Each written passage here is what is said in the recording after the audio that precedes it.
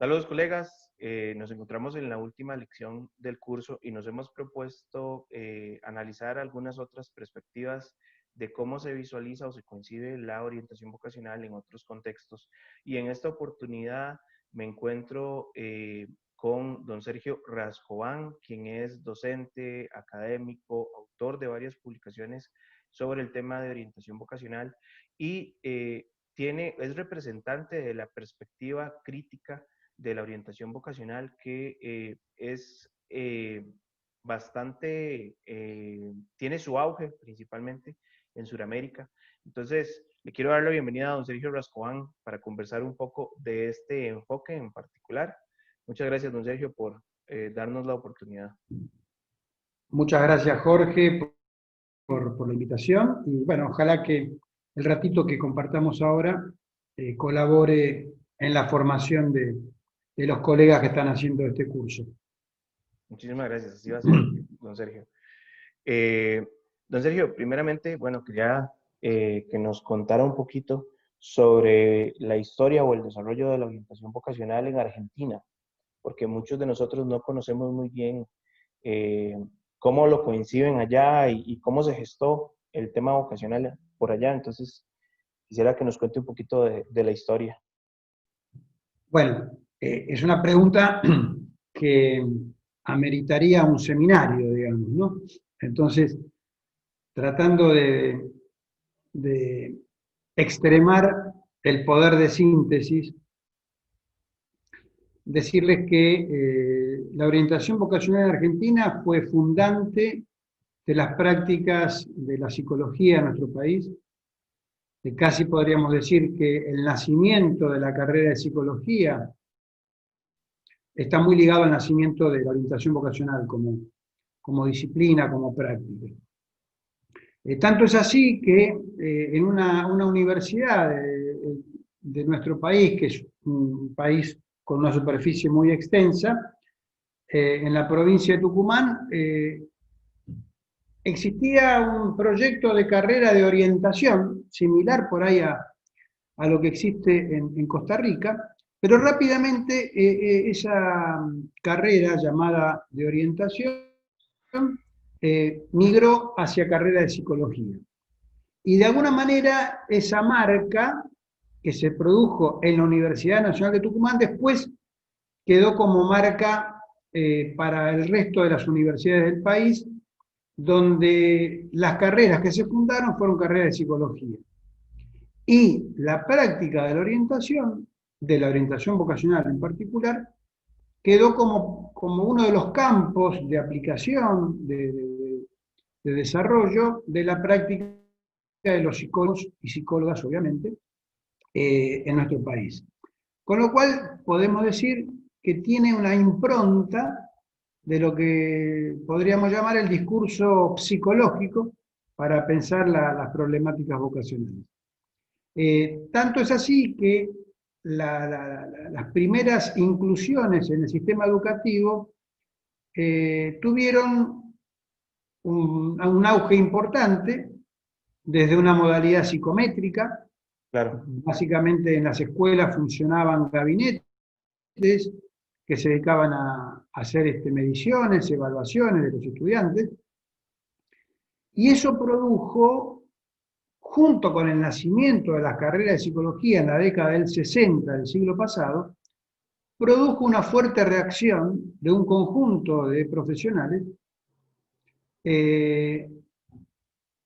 para tratar de confrontar esa lógica de pensar la orientación desde concepciones evaluativas, psicométricas, de mediciones, que sería como una matriz más positivista de pensar estas cuestiones, al modelo clínico o al hemodinámico, donde la intención ya no es evaluar, medir, examinar, O sino etiquetar. promover el desarrollo de lo que podríamos llamarlo vocacional. En nuestro país, quien representó desde el mundo psi esta reacción al modelo más positivista es un autor que se llama Rodolfo Bohoslavsky, que escribió un libro en la década del 70, del siglo pasado, que se llama Orientación Vocacional, una estrategia clínica. Y entonces lo que realiza este autor es inaugurar el modelo clínico en Argentina para pensar Lo la vocacional, orientación vocacional. claro. Eh, Corríjame si me equivoco, pero era un enfoque un poco basado en el psicoanálisis, creo. Basado, En el psicoanálisis.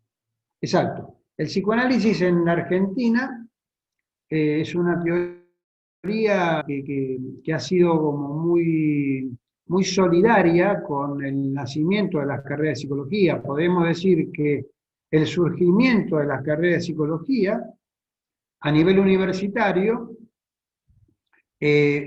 estuvo relacionado con el auge del psicoanálisis en nuestro país. De hecho, bueno, ustedes sabrán que Argentina se caracteriza por ser uno de los países en el mundo donde el psicoanálisis tiene una importante pregnancia.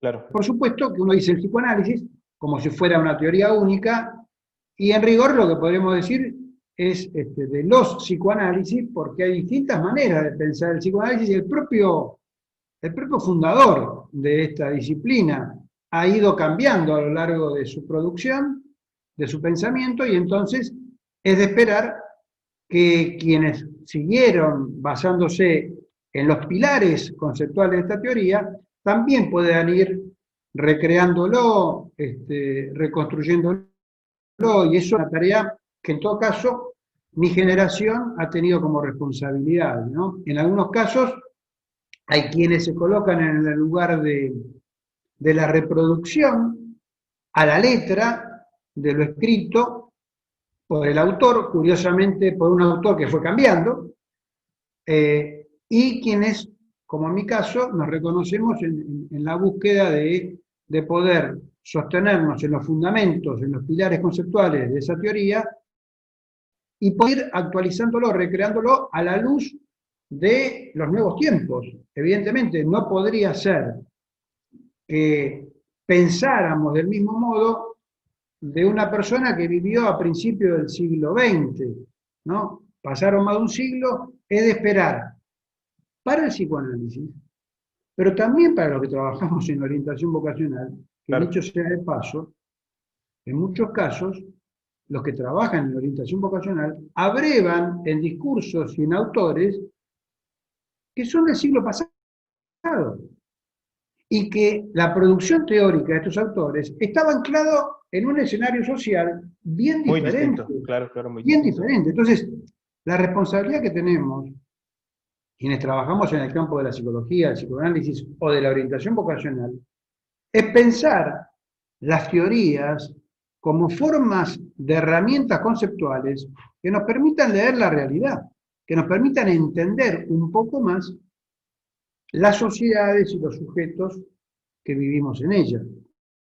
En ese sentido, yo invito a autorizarnos, a quienes trabajamos en estas temáticas, a poder recrear las teorías para mejorar nuestras prácticas. Por supuesto. Qué curioso contraste como surge, y de hecho es algo común casi en todos nuestros países, que la orientación vocacional parte de un enfoque primero positivista, rasgos y factores, el auge de la psicometría, pero en Argentina pasó a un contraste, o decir prácticamente otro extremo, ¿verdad? Con un enfoque tan psicodinámico, ¿verdad? O tan complejo como el psicoanálisis, ¿verdad? Me parece que fue como pasar de un extremo a otro completamente. Bueno, es una manera de mirarlo. Son formas que van desarrollándose las construcciones de las prácticas y de las teorías. Pero lo que yo quiero señalarles es que este autor, a que hago referencia, el que escribió el libro La estrategia clínica, ese mismo autor, al reeditar su libro, 4 años después, escribe una adenda a su libro, es decir, escribe un agregado a su obra.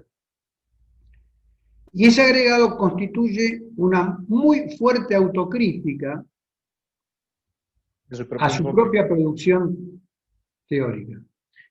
¿Y qué es lo que hace en esta autocrítica, en esta adenda, Rodolfo Voslansky? Critica desde lo teórico, desde lo estratégico, desde lo técnico y desde lo instrumental la práctica de la orientación vocacional. Esa autocrítica que realiza es el fundamento del paradigma crítico en la orientación vocacional. Es decir, algunos, como mi caso, tomamos esa autocrítica como estímulo promotor para tratar de trascender esta tensión binaria que vos señalabas, Jorge, entre lo clínico y lo psicométrico, pero no para tratar de integrar ambas cosas, para pensar otra cosa. No se trata de, como yo escucho habitualmente, tomemos los aportes de distintas teorías para armar un modelo integrador. Se trata de dejar claro la finalidad de lo que hacemos, el para qué lo hacemos, el por qué lo hacemos y el para quién lo hacemos. Claro. La primera cosa que quiero señalarles y que forma parte del paradigma crítico a partir de esa autocrítica del autor es pensar al sujeto en la relación con la sociedad en la que vive. Es decir, el sujeto no como un ente aislado, no como una isla, sino como una trama que se constituye en las coordenadas que lo producen, de alguna manera. Coordenadas, en principio, económicas, políticas, pero también culturales, simbólicas, deseantes. Es decir, estaríamos en la categoría de producción de subjetividad como una forma de concebir al sujeto como efecto de esa cultura y de esa sociedad en la que vive. Y esto no es menor, porque las prácticas psicométricas y las prácticas clínicas en muchos casos olvidan que ese sujeto es un sujeto en trama, es un sujeto contextualizado. Entonces, el desafío nuestro es aprender a leer las características de los contextos sociales, las variaciones de los contextos sociales y cómo esas variaciones producen subjetividad distinta. No podemos pensar al sujeto actual en una cultura y una sociedad dominada por la lógica del mercado y por las nuevas tecnologías. No podemos pensar ese sujeto que se produce con esa característica de la sociedad respecto a un sujeto en la década del 50, cuando, por ejemplo, un autor como Donald Super, que seguramente ustedes trabajan mucho, vivía en una sociedad totalmente distinta. El capitalismo industrial produce un tipo de subjetividad. El capitalismo financiero produce otro tipo de subjetividad. Las lógicas mercantiles y las dinámicas de las nuevas tecnologías producen otro tipo de subjetividad y nuestro desafío intelectual es pensar esa subjetividad. Por lo tanto, las prácticas de la orientación vocacional deben pensar al sujeto en esta relación de trama.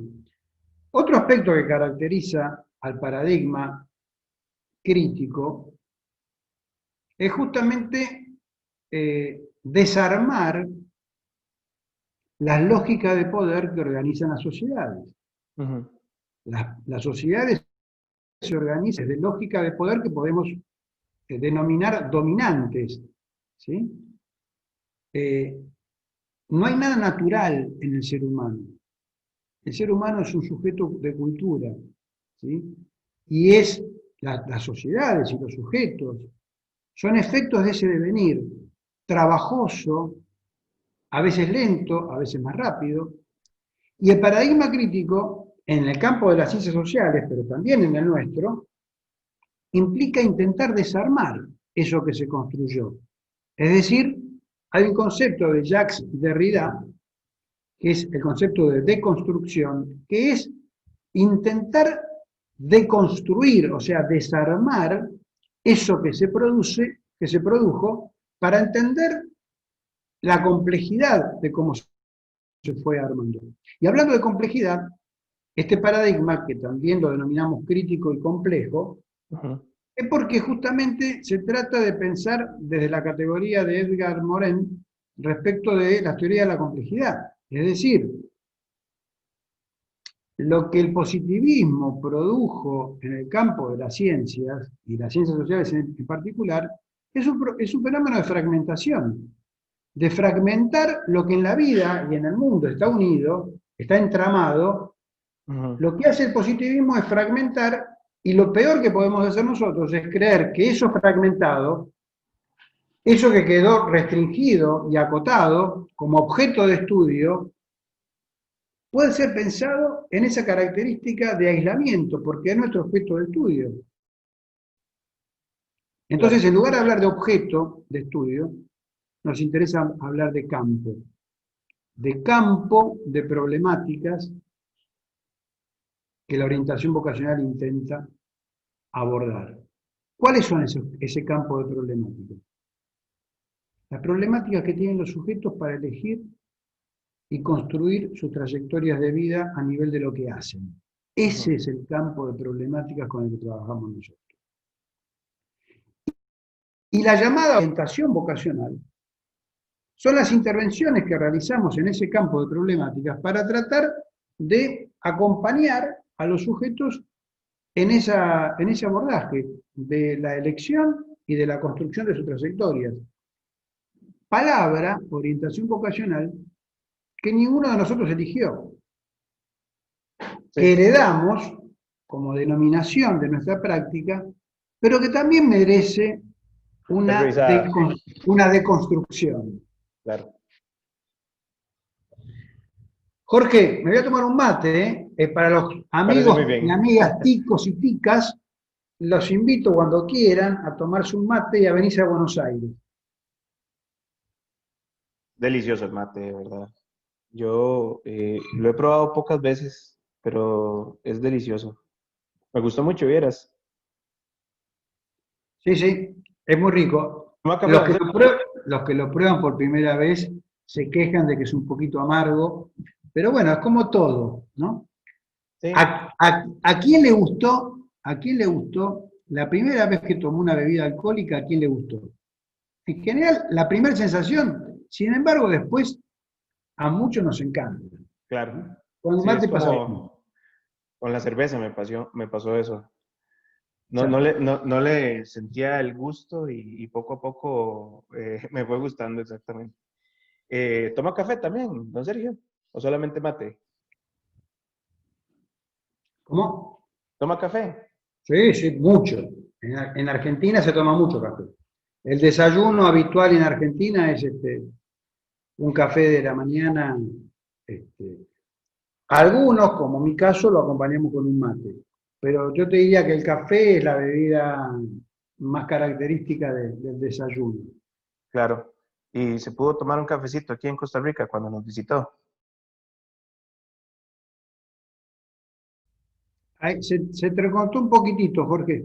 Sí, me di cuenta. Me imagino que se pudo tomar un cafecito aquí en Costa Rica cuando nos visitó. Sí. Mirá, cuando estuve en Costa Rica, que estuve en varias oportunidades y que siempre me han recibido de una manera encantadora y deseo poder volver cada vez. Me acuerdo el gallo pinto, El gallo pinto, claro. ¿no? Porque yo llegué una vez a una actividad dispuesto a tomar el cafecito y a empezar a conversar con los colegas, pero lo primero se empezó por el gallo pinto. ¿Y le gustó el gallo pinto? Digo, obvio, obvio, Qué me bueno, qué encantó. bueno, qué bueno, sí. Es de lo más característico el gallo pinto y el pura vida y el café. Pura vida. El otro día vi el documental de Keylor Ah, en sí, Netflix, no sé si lo han visto. la película. La película, sí, la película Sí, sobre sí, la tiene una vida historia muy linda. De Keylor Navas, sí. Sí, sí. Me hizo acordar mucho a la cultura tica, ¿no? Porque él, si bien habla de la historia y el recorte de su historia singular, también da cuenta de la historia de un pueblo, que es un poco lo que decíamos recién respecto a los entramados, o sea, la constitución subjetiva tiene que ver también con esas cuestiones que hacen a los países donde cada uno nació, vivió, eh, y entonces, digamos, no es lo mismo pensar, por ejemplo, volviendo a nuestras prácticas, Claro. pensar nuestras prácticas en países de América Latina, que pensar estas prácticas en países del primer mundo. Entonces, eso nos obliga a quienes trabajamos en este campo, y a cualquier otro también, nos obliga a pensar las particularidades propias de nuestro contexto y animarnos que al pensar sobre esas particularidades vamos a empezar a construir teorías. Las teorías no son otra cosa que herramientas conceptuales para pensar los fenómenos que acontecen en la vida social. Sí, por supuesto. Muchas veces parecería que estuviéramos escindidos, y yo les digo más a los colegas que están escuchando, que probablemente a alguno de ellos les puede haber pasado algo que me pasó a mí cuando yo me recibí ya hace muchos años. Estaba más interesado en encontrar en mis pacientes o en los grupos escolares, encontrar aquello que aparecía en la teoría y tratar de ajustar mi mirada y mis interpretaciones y mis lecturas a lo que la teoría me decía que tenía que tratar de ver. Y me parece que la operatoria debería ser bien diferente. Las teorías nos pueden ayudar a entender esas problemáticas, tanto de los sujetos, los grupos, las comunidades, las instituciones, pero también aprender aquello que la teoría no nos está dejando ver y a veces nos hace ver cosas que no es la que estamos, a mí me ha pasado en varias oportunidades, forzar una lectura queriendo ver aquello que la teoría iluminaba para ver, y yo no poder, digamos, esa diferencia es la invitación a poder pensar. Y Claro. repito, pensar para construir teoría, pensar para construir nuevas categorías conceptuales. Ejemplo, hay un concepto muy clásico en la bibliografía de la orientación vocacional desde una perspectiva clínica, que es el concepto de identidad vocacional. Como si todos los sujetos viviéramos nuestra vida tratando de construir esa identidad vocacional.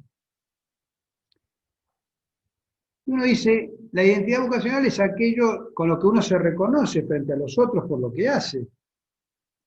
Pero la identidad tiene como la trampa de la lógica de lo uno, ¿no? La identidad como lo idéntico a sí mismo. Y entonces, si una persona realiza simultáneamente distintos tipos de actividades, y entonces el concepto de identidad, ¿cómo se organiza ahí? ¿Qué tiene? Identidades múltiples. Esta persona tiene problemas psicopatológicos. Fragmentada. Entonces se trata de decir, podemos revisar la categoría de identidad vocacional y decir que en sociedades como la nuestra, con un ritmo vertiginoso, con profundos cambios de manera permanente, las elecciones que los sujetos hacen a lo largo de la vida van a ser variadas. Y probablemente las modalidades más estables, más continuas, más regulares, propias de otra etapa del capitalismo, no son las que ocurren hoy. Hoy son modalidades mucho más vertiginosas, discontinuas, irregulares, no necesariamente ascendentes. Entonces tenemos que pensar las trayectorias de vida conforme a una sociedad que se organiza de otro modo. Entonces, en lo personal propuse, en lugar de pensar en términos de identidades vocacionales, propuse el concepto de itinerario vocacional. Itinerarios, claro. Es decir, pensar esas trayectorias como un recorrido, como un itinerario, en donde las personas puedan ir realizando distintas cosas sin la necesidad que esas cosas que vamos haciendo se encierren o coagulen en una lógica identitaria de lo uno. Por eso también se empezó a hablar de multiactividad, es decir, de personas que pueden reconocerse haciendo distintos tipos de actividades sin necesidad de cerrar. Ujú. Entonces, lo interesante es la dinámica de estos procesos y la necesidad de pensar, de poder pensar lo que hacemos y saber lo que pensamos, decía un psicoanalista, Cornelius Castoriadis, para hablar de un concepto que él llamó elucidación crítica. Elucidación. Elucidación crítica. Pensar lo que hacemos y saber lo que pensamos. Yo Y saber lo diría que pensamos. intentar saber lo que pensamos, Sí, muy bien. Me ¿no? llama la atención sobre esto que conversamos de la identidad vocacional, porque cuando yo veo la perspectiva de Donald Zucker, de hecho me suena que tiene mucha, vamos a ver, mucha resonancia con la postura psicoanalítica, porque él habla de que la satisfacción vocacional se encuentra cuando yo logro proyectar la imagen que he construido de mí mismo en lo que hago, ¿verdad? Entonces, vamos a ver cuál sería la palabra correcta, entre más logre el sujeto, ¿verdad? Proyectarse y verse en el rol o lo que estamos hablando del itinerario, ¿verdad? Las diferentes tareas, va a encontrar satisfacción. Y creo que eso es algo muy asociado también, o se podría relacionar un poco con la famosa sublimación en el psicoanálisis, ¿verdad? Cómo yo en una tarea lo que estoy haciendo es sublimando necesidades personales y otras cosas, pero por esa misma relación la persona encuentra satisfacción. Entonces, me llama la atención porque la identidad en ese caso yo no la concebiría tampoco como decir orientador o carpintero, sino justamente como una imagen completa, no fragmentada, ¿verdad? Una imagen completa de sí mismo y que se manifiesta en cualquier cosa que la persona haga. El psicoanálisis acuñó un concepto que es el concepto de deseo. Ajá. Dice, el sujeto es un sujeto de deseo. ¿Mm? Y la particularidad del deseo, que es un motor que organiza nuestra vida para tratar de encontrar satisfacción justamente, objeto de satisfacción de ese deseo. Pero la vuelta de tuerca que hace el psicoanálisis es decir que el objeto de deseo nunca es absoluto. Es decir, que en la vida humana iremos organizando nuestros recorridos tratando de ir en busca de aquello que nos satisfaga, sabiendo que nunca se va a obtener la satisfacción absoluta. Por lo tanto, hay algo del orden de la falta, de la incompletud, que va a promover que ese proceso deseante sea interminable. Es decir, que haya una búsqueda que resultará este, infinita en el lapso de la vida, es decir, que siempre vamos a estar deseando y que los objetos de satisfacción también podrán ir cambiando. Por supuesto. Entonces, podemos buscar, encontrar, y una vez que sentimos esa sensación particular de la satisfacción, al tiempo, algunos más rápido, otros más lento, aparece otro objeto de deseo y otra búsqueda como si fuera la zanahoria que perseguimos en la vida para tratar de agarrarla y que nunca terminamos de agarrarla hasta que esto acaba. Sí, claro. Y acaba cuando ya no hay más deseo. Justamente el deseo es motor Y el deseo también es incomodidad. Es decir, eh, hay algo del orden de lo incómodo, por lo incompleto, justamente, porque nunca estamos totalmente satisfechos, aunque algunos subjetivamente puedan sentir, porque digo, cuando digo esto es que hay distintos posicionamientos subjetivos respecto de la falta. Es decir, cómo cada uno lidia con eso que falta.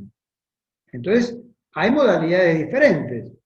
De hecho, muchas de los cuadros psicopatológicos se organizan alrededor de cómo los sujetos humanos viven la situación de la falta, Ujú.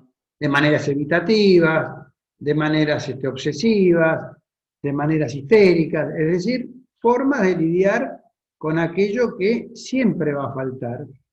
Y que entonces la vocación no puede pensarse por fuera del deseo y por fuera de la falta. Entonces, en lugar de hablar de la vocación como un absoluto, podemos hablar de la vocación con minúscula o de las vocaciones por esos itinerarios que vamos a ir recorriendo a lo largo de la vida, sabiendo que nunca ninguna actividad nos va a terminar de satisfacer por completo. Porque ese sujeto del deseo, ese sujeto de la falta para el psicoanálisis, uno puede decir, pero qué reiterativo con el psicoanálisis. ¿Saben qué? Si una herramienta conceptual me sirve para pensar algo que yo observo, entonces esa herramienta sigue siendo potente. Y yo lo que puedo decir que no renuncio a esta manera de pensar porque sigo observando las evidencias de que lo que pienso lo noto en las consultas que tengo con mis pacientes, con los consultantes que hacen orientación. Entonces, digamos, esa es la potencia de una teoría donde todavía me permite seguir operando, entendiendo, leyendo algo con lo que me enfrento. Así como otras cosas por ahí ya no. Vos hablabas de la teoría de la sublimación. Bueno, yo no creo que solamente sea sublimar lo que hacemos. Me parece que hay otras cosas ahí, porque eso sería como desconocer otros elementos que hacen a la búsqueda de esos objetos y a las distintas variables que intervienen en lo que hacemos. A mí me parece que hay que ser muy respetuosos con eso, porque ese sujeto del deseo es un sujeto que vive en una sociedad, en una sociedad que es profundamente desigual Ujú. y que las condiciones para elegir están fuertemente condicionadas por el origen social de las personas. Entonces, los que trabajamos en estos temas no podemos invisibilizar los distintos factores que operan al elegir qué hacer. Porque si no, ingenuamente, en el mejor de los casos, estamos siendo cómplices de un estado de situación que nosotros no elegimos.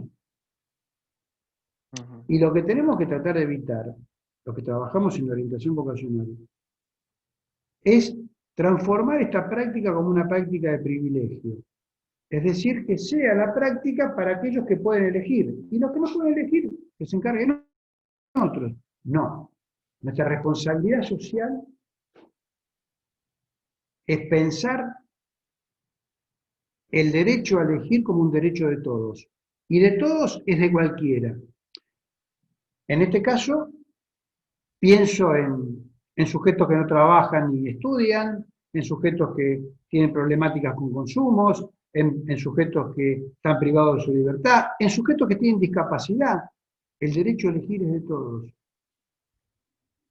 Y nosotros, como profesionales de este campo, tenemos que posicionarnos éticamente e ideológicamente respecto a esta cuestión.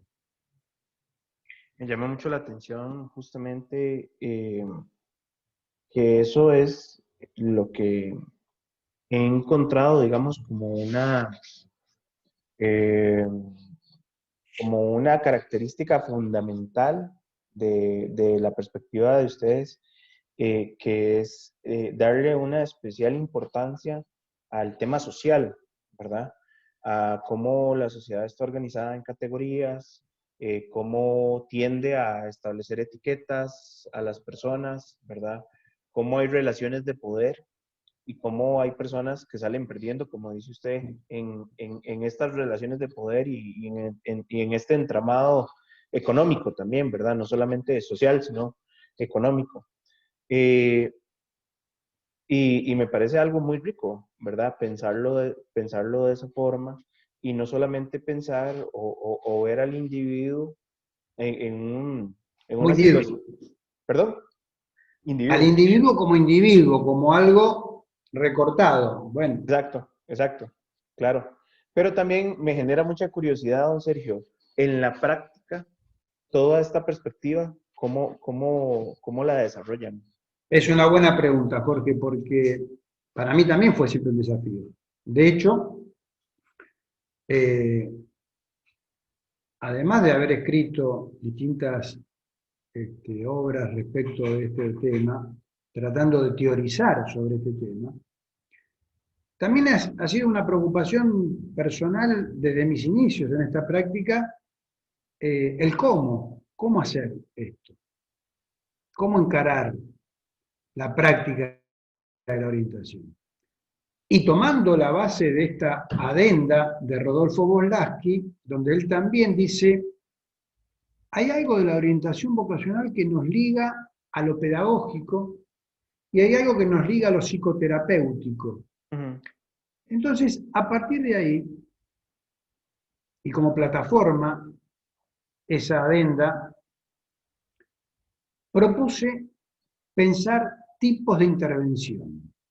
Es decir, cuando hablamos de orientación vocacional, pareciera que hablamos siempre lo mismo y luego no. Cuando hablamos de orientación vocacional, estamos hablando de al menos tres tipos de intervención. La primera intervención la denominé intervención pedagógica Ujú. y es la forma de pensar estas prácticas en los sistemas educativos. Es decir, allí donde los sujetos transitan sus trayectorias académicas, algunas de las cuales tienen sus cortes al terminar la escuela primaria, al terminar el ciclo básico de la escuela secundaria, en algunos casos hay un ciclo orientado, al terminar la secundaria o la preparatoria, el nombre que lleve en cada uno de los países. Es decir, esos cortes hacen que los sujetos se enfrenten con tener que tomar decisiones. Es decir, el sistema social los obliga a tomar decisiones. Claro. Entonces, la práctica de la orientación vocacional es aquella práctica pedagógica que está incluida en los sistemas educativos. Ustedes saben mucho de esto porque la práctica de los orientadores es en las instituciones educativas. Entonces digo, es la práctica que se realiza allí donde están los sujetos. Y la responsabilidad del acompañamiento de esos sujetos, es una responsabilidad institucional. No es la responsabilidad del orientador que está en la escuela. Es responsabilidad de toda la institución. La institución, como conjunto, debería comprometerse en el acompañamiento de esos recorridos y en los momentos en donde se juega la problemática de elegir de una manera muy determinante, que es, por ejemplo, al terminar la enseñanza media. Ese Ujú. momento es crítico, y es crítico porque así está armado el sistema social. Entonces ahí tenemos que esforzarnos cómo armar programas en las instituciones para acompañar a los estudiantes y a las estudiantes en ese momento de finalización y la preparación de lo que va a ser la transición a otro trayecto que continúa, que puede ser el mundo del trabajo, que puede ser otra institución educativa, u otros proyectos que elijan hacer.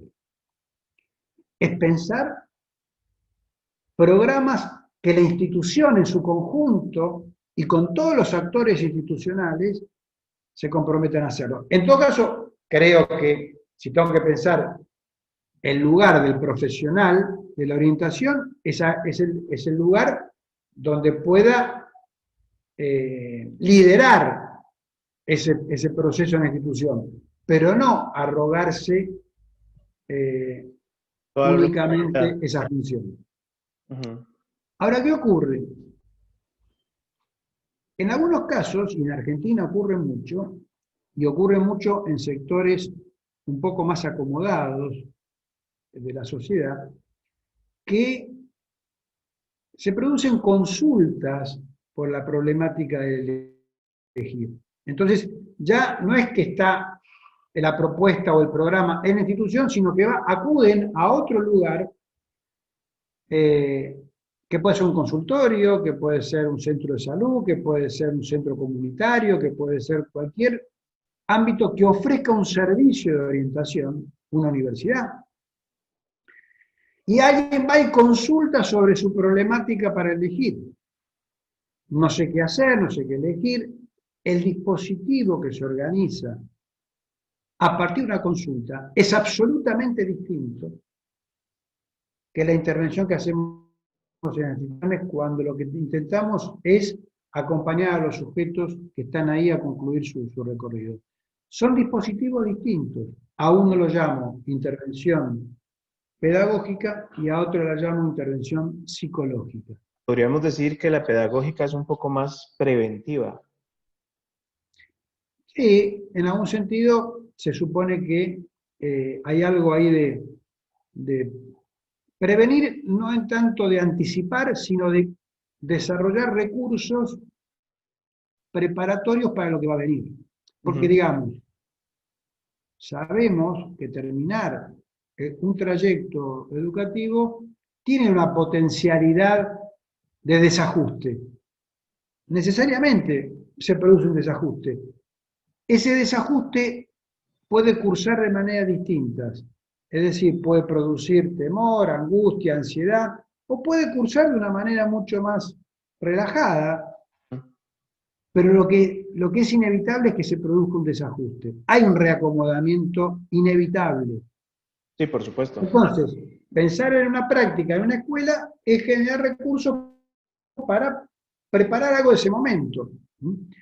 Distinto es la intervención psicológica que realiza un psicólogo o un psicopedagogo en nuestro país con esos roles, para armar un dispositivo de acompañamiento a alguien que consulte. Y por último, el tercer tipo de intervención es para aquellos sujetos que no están en los sistemas educativos, porque abandonaron, o porque terminaron y no se incluyeron en ningún otro circuito, ni del trabajo ni del estudio, y que tampoco consultan. Ujú. Entonces, a ese tipo de intervención, de los que no están ahí, ni tampoco consulta, la denominamos intervención sociocomunitaria. Entonces, Y estas son las poblaciones vulneradas de las que usted habla, doctor. exacto, son poblaciones, decimos, vulnerabilizadas, Claro, tratando de jugar ahí con la expresión de vulnerabilización, claro. eh, tratando, insisto, de jugar con la diferencia respecto de la condición vulnerable de la propia condición humana. Ujú. Es decir, digo, vulnerables somos todos los humanos, ¿no? A Puesto. veces, a veces nos creemos que no, pero no es más que una lógica imaginaria, ¿no? Que nos vamos construyendo para creernos muy fuertes, pero somos todos vulnerables, nuestra vida es muy frágil. La pandemia ha puesto en evidencia algo de nuestra Puesto. fragilidad, obviamente, Claro. ¿no? A nivel planetario. Entonces, somos muy vulnerables. Pero la vulnerabilización es otra cosa. La vulnerabilización es el efecto que producen los sujetos ciertas lógicas de poder de dejar como desechables algunos sujetos de las poblaciones en distintas comunidades. Sí, por Entonces, supuesto. decir vulnerabilización es hablar de que hay un efecto de cierto formato social que resulta expulsivo, que resulta poco inclusivo y que fragiliza la vida de los sujetos por condiciones socioeconómicas, básicamente, aunque no de manera excluyente, ¿no? Sí, ahí estaríamos hablando también de poblaciones con consumo, adicción, eh, eh, personas privadas de libertad, Claro. personas que no calzan en las categorías de éxito social, ¿verdad? Personas Y que debe con, ser una gran preocupación para nosotros. claro, personas con condición de discapacidad. O sea, eh, una carrera de orientación a nivel de grado o de posgrado o de actualización claro, debe preocuparse por estas poblaciones. Nosotros, en los cursos que realizamos de actualización, tenemos que preocuparnos por problematizar estas cuestiones, tratando de también, cuando decía, ¿cómo lo hacemos? Bueno, pensar cuáles son los recursos, las herramientas que vamos a utilizar en las distintas formas de intervención. sí. Me llama la atención, don Sergio, porque eh, me parece que desde esta perspectiva se trasciende la visión del profesional en orientación como un asesor y pasa a ser más también como alguien con un protagonismo social eh, justamente para el empoderamiento de estas poblaciones, ¿verdad? Sí, es interesante cómo construimos el rol de este profesional, ¿no? Y cómo también ese rol se juega de manera distintos tipos de intervención. Yo diría que hay dos invariantes y que después hay muchas variaciones. Las invariantes para mí son dos. Una, la concepción de sujeto con la que trabajamos, Ujú. que desde mi perspectiva es esto que yo denominaba antes, esa concepción yo diría sintéticamente sujeto como sujeto de derecho y sujeto como sujeto del inconsciente, en el sentido de sujeto del deseo y de la falta. Ambas forman parte de la concepción de sujeto, sujeto de derecho y sujeto de deseo. Y el otro aspecto para mí invariante, en cualquier tipo de intervención, es la ética en la relación con el otro. El otro como un enigma, el otro como un semejante pero como un diferente a la vez, que no puede ser cooptado por nuestras concepciones, por nuestros valores, sino que algo de eso debe quedar en suspenso para que ese sujeto, ese otro, se, se registre, se reconozca en su particularidad, en su singularidad, más allá del profesional, que dejaría de ser orientador en el sentido estricto de la palabra, porque si deja de ser orientador va a permitir que cada sujeto experiencia sea su propio orientador y no necesite de otro que lo oriente, sino de otro que acompañe esa búsqueda, que es una búsqueda muy singular. Entonces, ética en la relación con el otro y concepción de sujeto, para mí son los dos aspectos invariantes. Y después, sí, en cada contexto, en cada tipo de intervención, aparecen elementos que se juegan en lo que podemos llamar una intervención situada. Es decir, hacer una lectura situacional de las poblaciones con las que vamos a trabajar y pensar formas ágiles, dinámicas, creativas para poder trabajar en esas experiencias. Con Claro. estos pilares, pero con todas las variaciones que podamos hacer en función justamente de esas particularidades donde vayamos a trabajar. Justamente la riqueza de la orientación vocacional y parte de este ejercicio, don Sergio, es poder eh, despegarnos un poquito de lo que normalmente hacemos para ver cómo lo están concibiendo otros, ¿verdad? Y me parece muy interesante porque creo que nos hace falta, por lo menos a nosotros, eh, hacer un análisis un poco más social, como dice usted, y más en esta dinámica del sujeto eh, que no está separado justamente de todo el entorno social y cómo el entorno social de verdad limita o potencia su desarrollo. Ujú. Eh, Estuve varias veces en Costa Rica y algunos amigos y amigas se disgustaron mucho porque, porque bueno, algunas de estas ideas que estoy planteando interpelan la práctica que se viene desarrollando. Yo quiero ser muy respetuoso de, del trabajo, la dedicación, del amor que los profesionales de Costa Rica y de tantos otros lugares del mundo realizan en esta práctica, ¿no? Con mucho compromiso, con responsabilidad.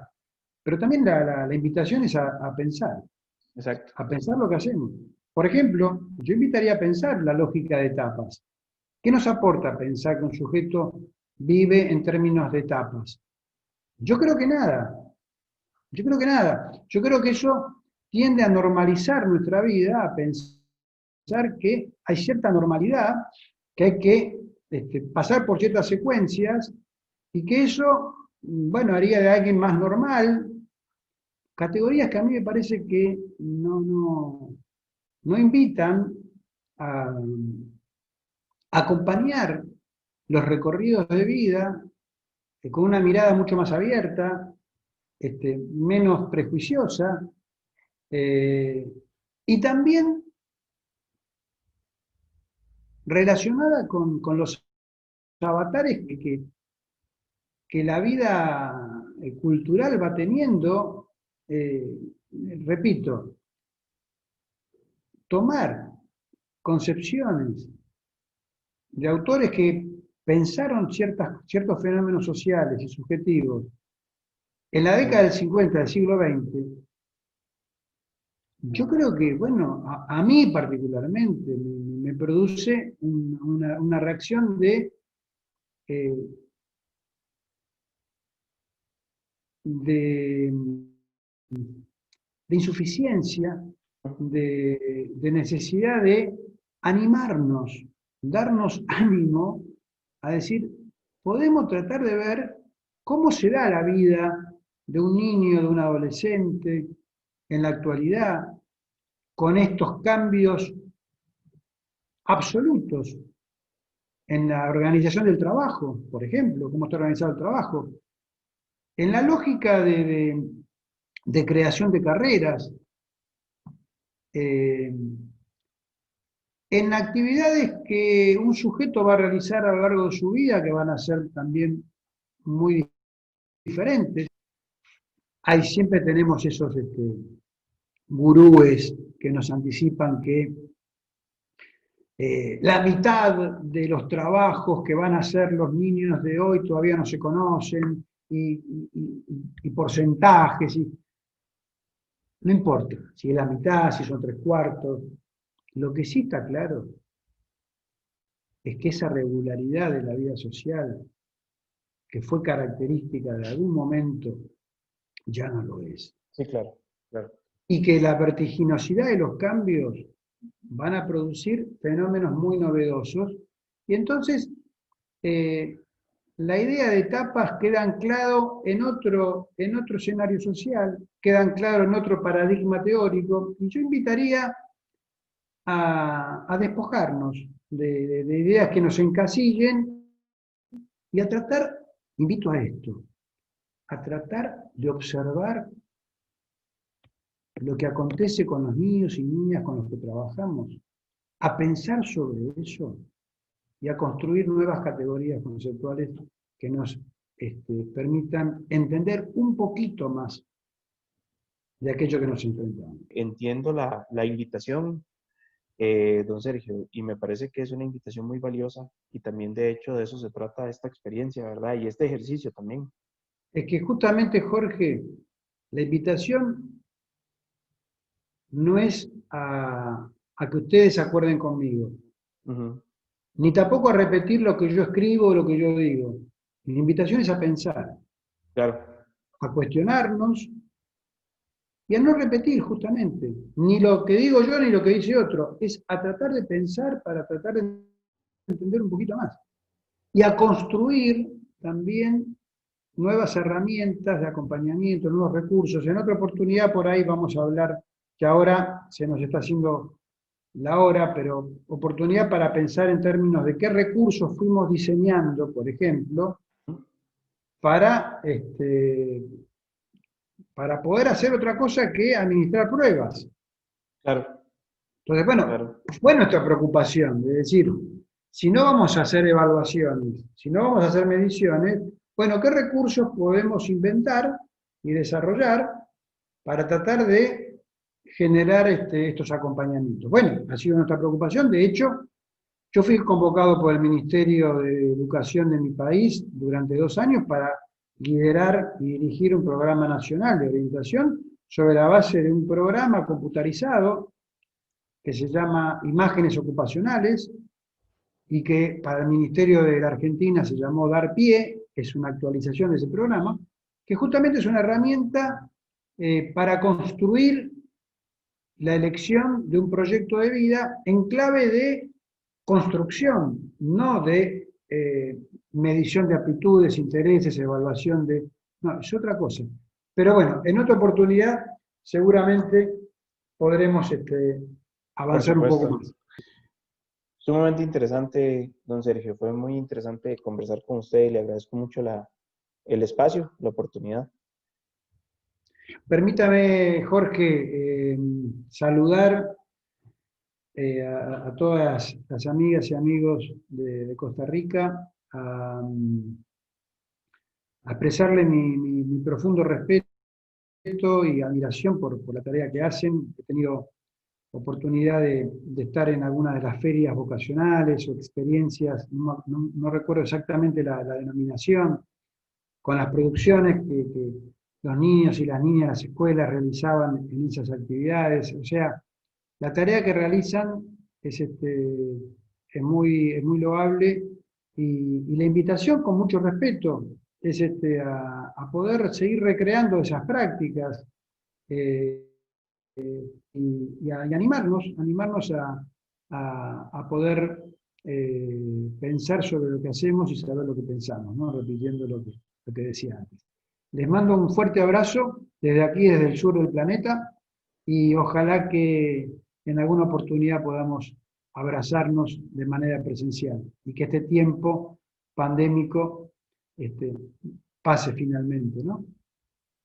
Exactamente. Muchísimas gracias, don Sergio. Y a seguir entonces construyendo esta perspectiva crítica. Téngalo por seguro que nosotros vamos a estar muy atentos y a procurar también tomar muchos de estos principios, de estas ideas para contrastarlo con lo que hacemos y ver qué también podríamos hacer. Me parece que este mensaje de preocuparnos más por las poblaciones vulneradas y verlo en función de las categorías que la sociedad impone es muy importante y es algo a lo que le tenemos que Y prestar más atención. para cerrar de mi parte y hablando de la construcción del paradigma crítico, que tiene como vertientes varias. De hecho, hemos realizado un curso hace unos años con colegas de México, de Brasil, de Uruguay, que yo diría forman parte de este colectivo de pensamiento crítico en orientación. Me refiero a Marcelo Afonso Ribeiro, de la Universidad de San Pablo, a Héctor Magaña, de la Revista Mexicana de Orientación, a Miguel Carvajal, de la Universidad Católica de Uruguay, a Daniel Corinfeld, Daniel Levy de Punto Seguido. Eh, Venimos con distintas maneras tratando de ir construyendo esta perspectiva, este paradigma, que no está cerrado, que está abierto y está abierto al aporte justamente de todos aquellos que quieran sostener un pensamiento crítico. Por supuesto. Don Alberto, si alguno quisiera más información sobre el curso de actualización que tiene Punto Seguido, ¿cómo lo podría conseguir? Bueno, nosotros tuvimos estamos dictando actualmente un curso, el curso de orientación vocacional, teoría y técnica, para los colegas del Colegio de Profesionales de Orientación de Costa Rica. estamos en la mitad del curso. Seguramente, y eso espero, ojalá puedan haber nuevas ediciones en convenio entre Punto Seguido y el colegio. Y si no, pueden ingresar a la página de Punto Seguido, que es www.puntoseguido.com, la palabra puntoseguido.com, y ahí van a encontrar toda la información. Muchísimas gracias, don Alberto. Don Sergio, disculpe. Bueno, un gusto, Jorge. Un Hasta gusto. siempre. Hasta siempre.